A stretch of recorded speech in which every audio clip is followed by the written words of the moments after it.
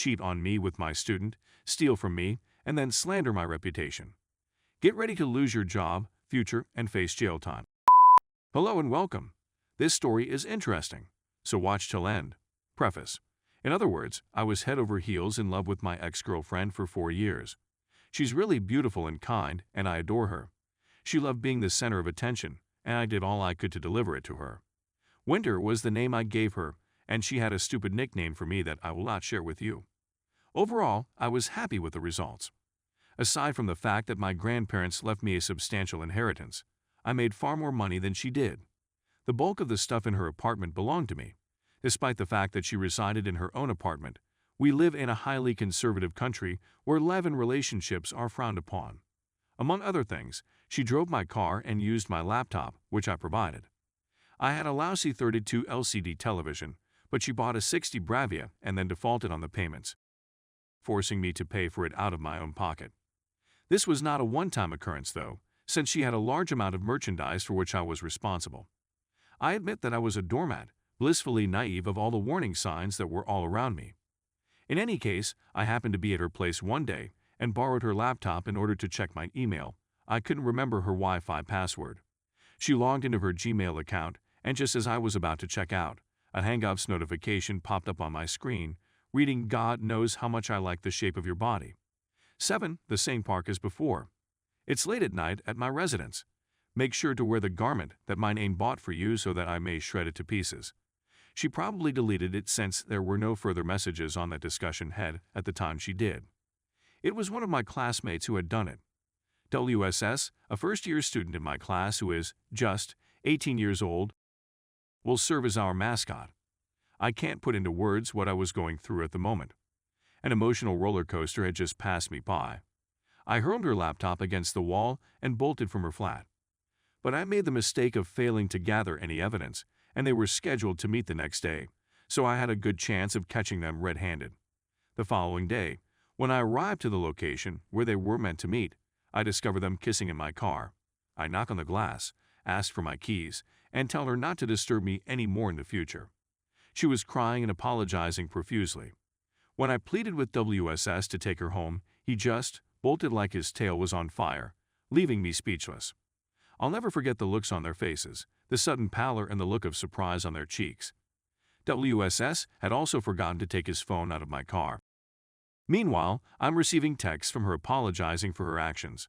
After that, I block her.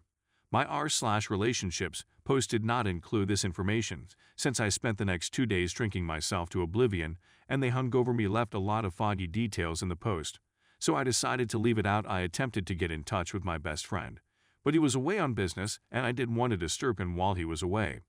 The only thing I did for 2 days was drink, puke, sleep, eat, and repeat. My senses returned 2 days later, and I went through my financial accounts before terminating our joint account with him. As a result, she pulled almost all of the money out of the account, of which 3/4 was mine. The texts and phone calls continued to come in while I was out drinking, but I lost control and cracked my phone's screen, rendering it completely useless. So I pulled out my backup phone and was greeted by a swarm of notifications. I was accused of being an emotionally manipulative, two-faced jerk who sleeps with his students after she disclosed my infidelity to her on Facebook. We had a large number of mutual friends, the most of whom had blocked me. Someone even formed a WhatsApp group in which they abused me verbally and spoke hurtful things about me. She even went so far as to turn my sister against me. In order to marry a woman half his age, our father abandoned our mother. Our mother got depressed and died after a few years. As a consequence, she was very sensitive to infidelity. My sister resented me because she was a superb manipulator, and she knew just how to make her sister dislike me. All of the previous wounds were being reopened by the ex. She knew about our father. The things she said were horrific and made up like chip off the old block, and he's precisely like your father, among other horrible things. She got really depressed as a consequence of this, and some of her friends were on my ex's side of the story as well. As a consequence of this, our relationship is almost certainly doomed for the foreseeable future. Throughout the university, word of exes, Facebook posts spread like wildfire. They labeled a shy, socially awkward young lady as my mistress and made fun of her for it. To be quite honest, I never even noticed her before. The reason for awakening finally, the time has arrived that everyone has been looking forward to. She was effective in destroying my reputation and goodwill in my neighborhood, as well as among my coworkers and friends. My current position is under jeopardy. She turned my sister, the only other member of my family, against me. I then showed her the apologetic texts that my ex had sent me, and she expressed her regret to me, acknowledging that I was the one who had been wronged, not her. Several thoughtful Redditors suggested that I speak with an attorney, which I did. As a result, the next day when I returned to work after a few days off, I bumped into W and his father again. I was able to keep the impulse to hit him at bay for a while. He expressed regret and promised to do anything he could to prevent him from dropping out of college. I approached him and asked if he would be ready to testify in my favor, which he readily agreed to.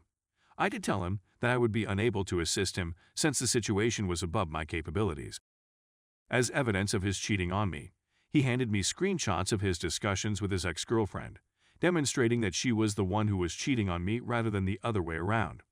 And he showed me screenshots of his conversations with his ex-girlfriend, demonstrating that it was she who was cheating on me and not the other way around.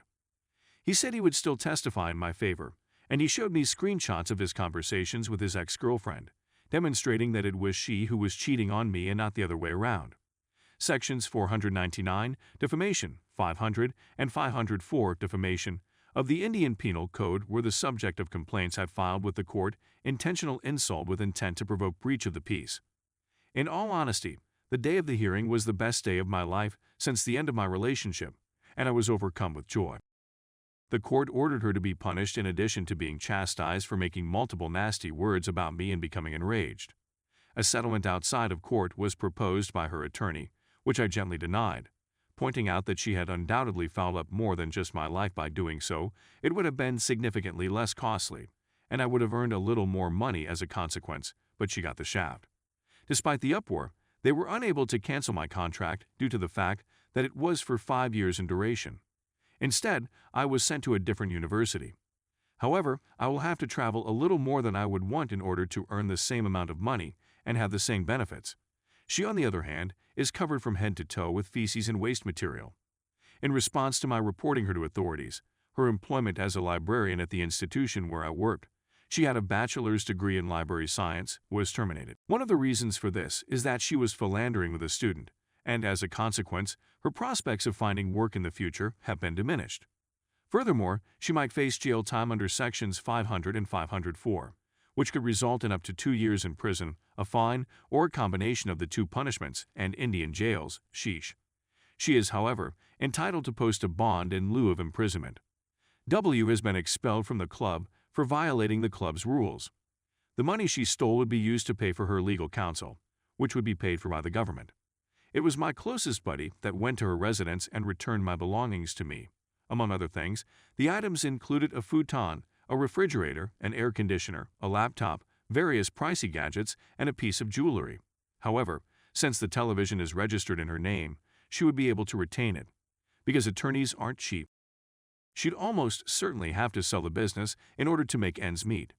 She also does not have a job and does not have access to financial resources.